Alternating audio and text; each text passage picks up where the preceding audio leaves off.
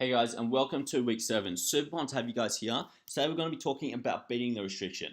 Now, you've already got a rough idea. I've introduced you to flexible dieting and I've shown you how you can eat the foods that you love and still get results. But I want to go into it a little bit further today. Now, the reason why I want to go into it a little bit further is because beating the restriction, it doesn't mean that you should be going out and eating pizza, ice cream, alcoholic beverages every single day, just fitting them inside your macronutrient goals. This isn't the way that you should be approaching it. You want to make sure that you're doing it the right way. So, some things I want to cover are, I want to talk about what different things that you can do to help with sugar and savory cravings.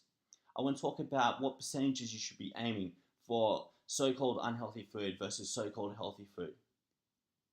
I want to go into a little bit more detail about this overall, just so you have a better idea of how you can cater it towards the foods that you love to eat and how you can improve that relationship. Because at the end of the day, what you're trying to do is you're trying to improve your relationship with food.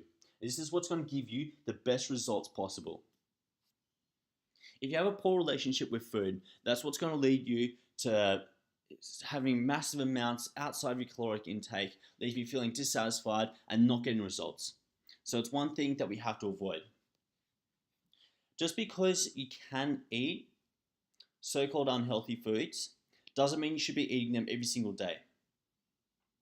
You should be trying to aim for 2 days a week where you allow yourself to eat these kind of foods, and then 5 days a week where you eat more so healthy foods. The best way to generally do this is during the week, you eat the foods that you like, that you eat the foods that are more so healthy for you. You avoid the sugars, you avoid savory foods, you avoid the white flours, you avoid the alcohol. You avoid all these type of foods. And then on the weekend, you have a little bit more room for error. Now the reason why is because this is what's going to be best for your energy levels. This is what's going to be best for your digestion. This is what's going to be best for you getting results. If you're just eating unhealthy food all the time, although you can lose weight or build muscle doing that, your body's not going to function to its best capabilities. And therefore, you're not going to get the best results possible. While saying that, you want to make sure that your relationship with food is good. If you have a poor relationship with food, then that's going to lead to low emotions towards getting your results and potentially leaving you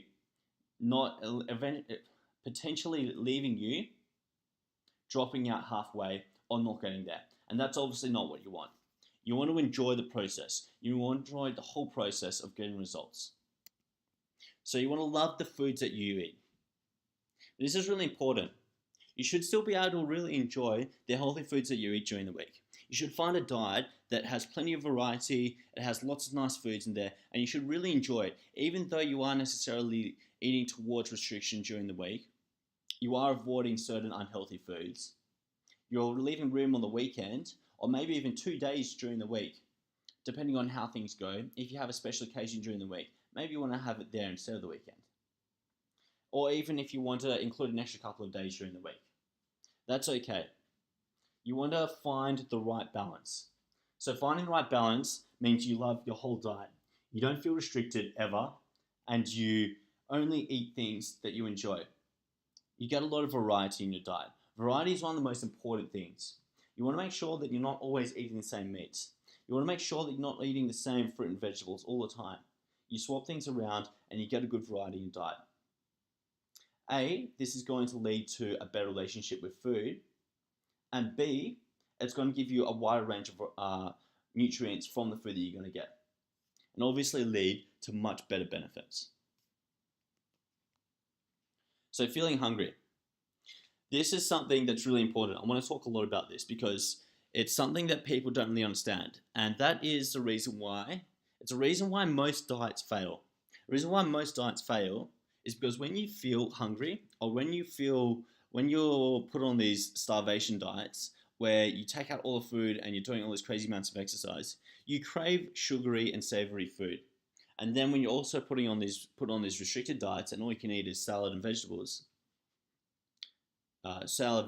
rice and chicken, you find that it's not realistic for you long term. So the best way to combat this is to never leave yourself feeling hungry.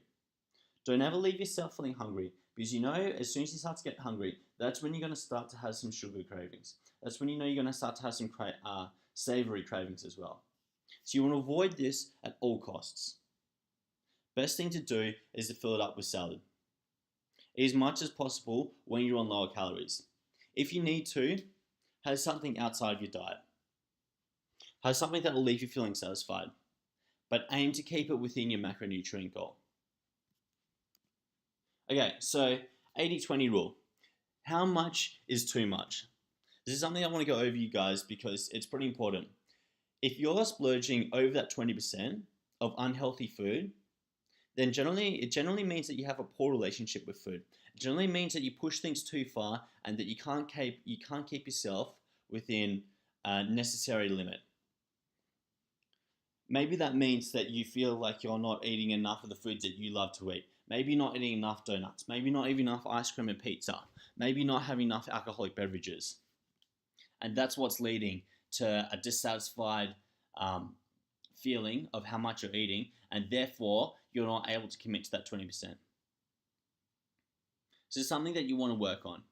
You want to make sure it's not an exact science. So you're not aiming for exactly 20% of your caloric intake comes from so-called unhealthy food.